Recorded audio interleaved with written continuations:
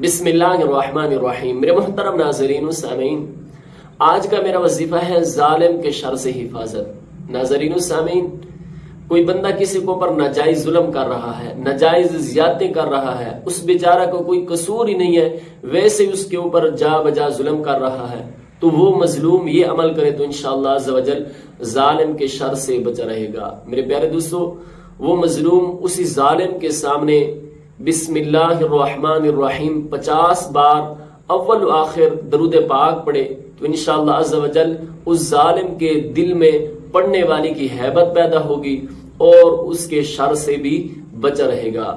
اللہ تعالی ہم سب کو ظالم کے ظلم سے محفوظ فرمائے۔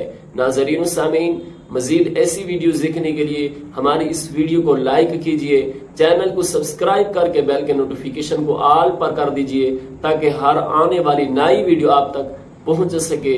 اپنی دعاؤں میں یاد رکھیے گا۔ جزاک اللہ خیرہ۔